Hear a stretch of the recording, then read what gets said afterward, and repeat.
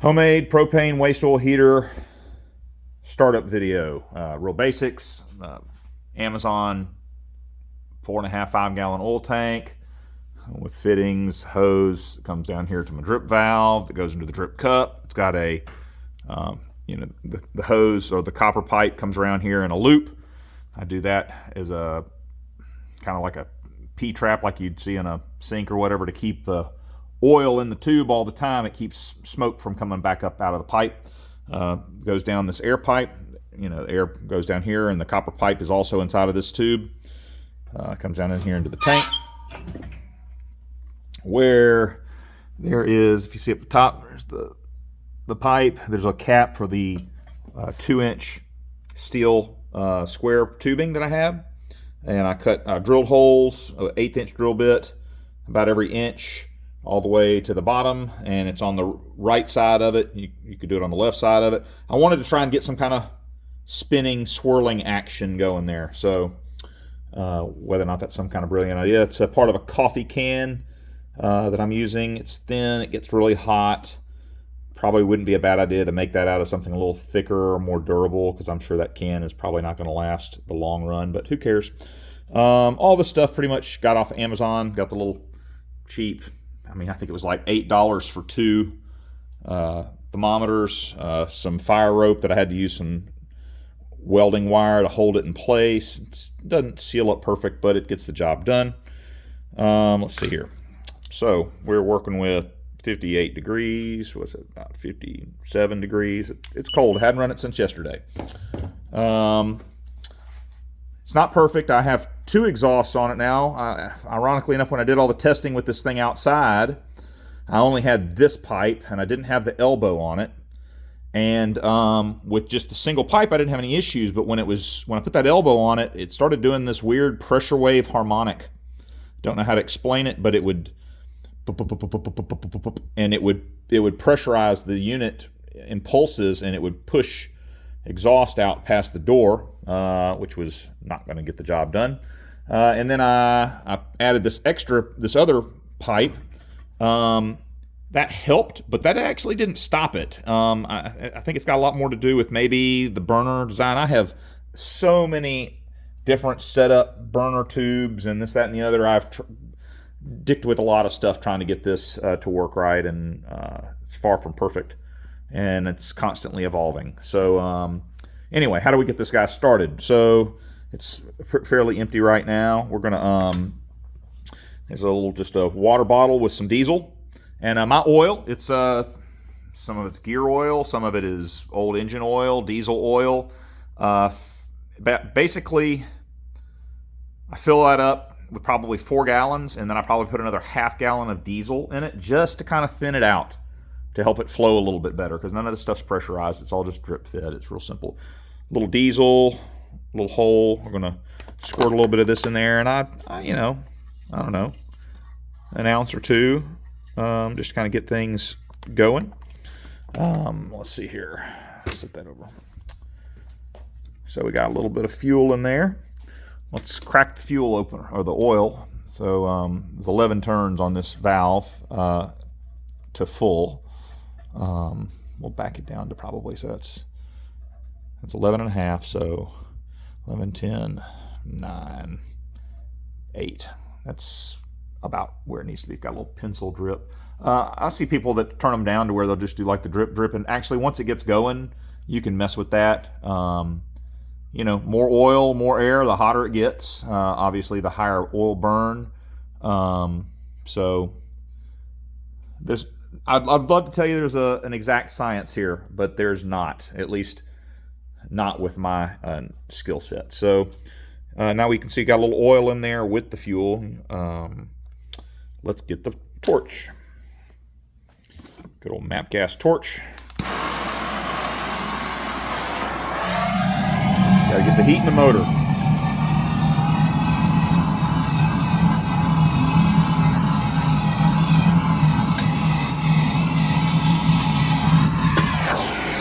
Alright, got it going a little bit. We're going to turn on the air on low. There we go.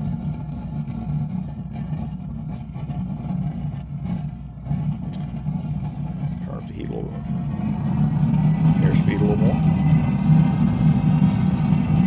then as much as I love sitting here watching it, we're going to close the door. And, well, you can see the temperature gauge is already going up. As long as it's going up, that's a good sign. I have had it where it, burned out, and that's really fun. Also, by the way, if it does burn out and you open this door and there's just this big white cloud, jump away. There's a very good chance it's going to reignite and oil vapor, and it'll burn the hair off your face and your skin and everything else. It'll do it real fast. I have knocked the beard off my face a couple of times. Got the short beard going right now. But anyway, so it's getting going. It's already up to 550 degrees, and it's starting to get warm. It's not too hot, and that's probably reading more like air temperature in there. It's just like a grill thermometer, all cheap Chinese Amazon stuff. Let's put the propane bottle over there. So it's going, getting up to about 600 degrees. We're going to turn the airspeed up a little more, because really this thing, it thrives on that airspeed if you can get it going. And you can hear it. It almost makes a growl when it's running happy.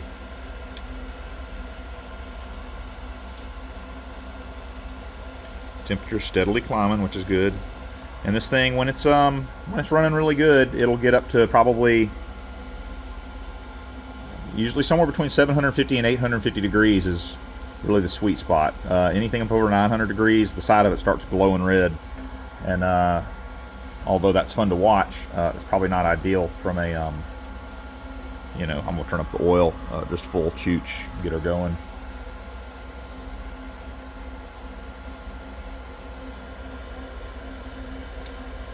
It's definitely getting hotter now. When this thing gets going and really gets going, my little shop, I mean, I wish it was, shop's never big enough. Shop's never big enough. But it's 24 by 35, but it's got a 12-foot ceiling, so heating it is difficult. And we're in Alabama, so I don't have to heat it a whole lot, and I sure love the idea of burning waste oil, because I've got lots of it. So here we're up to about 730 degrees or so. It's still climbing. I'm gonna let it get doing its thing. Now it's kind of hard to tell out from here through the window, but there's no smoke. In fact, shoot, let's go outside. We'll take a look here real quick. And it's not a cold day. It's 60 degrees, and it's going to be 70. But I just wanted to do this video while I had a few minutes. So here we go. So you can see, and there's no smoke. If I zoom in here, you can see the heat vapor coming off of this thing. But when it's running right, there's no smoke, and it's pretty awesome. Obviously, I need to improve upon this exhaust exit strategy. I think it'd probably be ideal if I had a legit smokestack, but for now, this is just what I'm wanting to do. It's just screwing around, figuring it out. That's what we do. But I've seen a lot of cool videos on YouTube of waste oil burners, and I thought, yeah, I could do that. And I didn't want to make something huge. I wanted it to be portable, because this will come out of here probably in another month or so, because it's going to be, so here we go. We're getting almost close to 800 degrees, so it's getting going. I'm going to actually back that oil down a little bit. So that's 11, 10, 9, 8. Yeah, probably be about accurate. Yeah, it's getting going here. Once it gets good and hot, and I'm here to, well, let's see, hold on, zoom back. So it's, I don't know, that's 3 feet away, and I can feel the radiant heat coming off of it from 3 feet away. which is great. Let's see. Okay, it hadn't gotten crazy hot yet. Let's see here. You can see what it's doing in there. It's a torrent of flame. And it acts differently with the door open versus when the door is closed. When you close the door, I wish I had a sight glass where I could see what was going on inside of it, but it just is what it is. So still heating up, almost 800 degrees.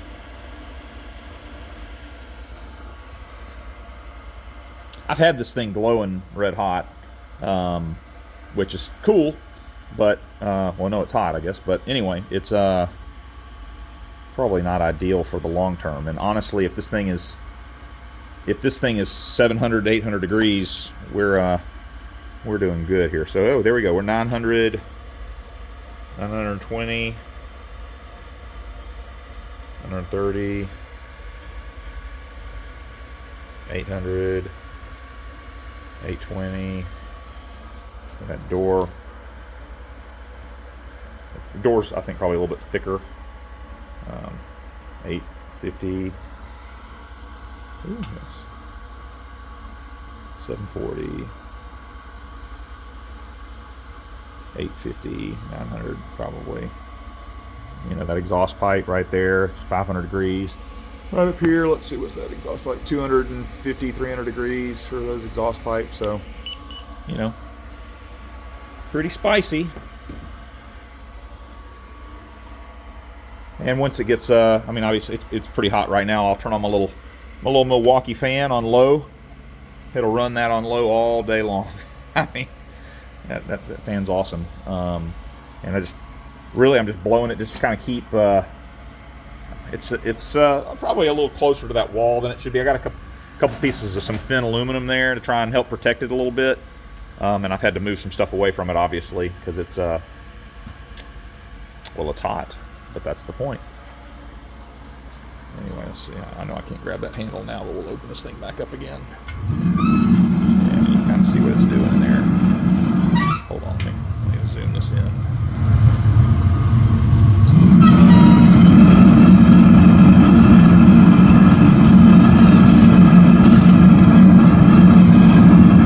You kind of see the oil down there in the pan boiling. What you wanted to be doing. Close this thing back up again.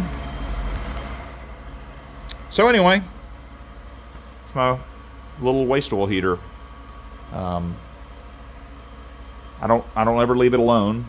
In fact, I've got a camera when I do go in the house. I have to go to do work. I got a camera sitting up here watching it, and I've got a Wi-Fi smoke alarm that lets me know if there's a buildup of carbon monoxide or anything like that in here.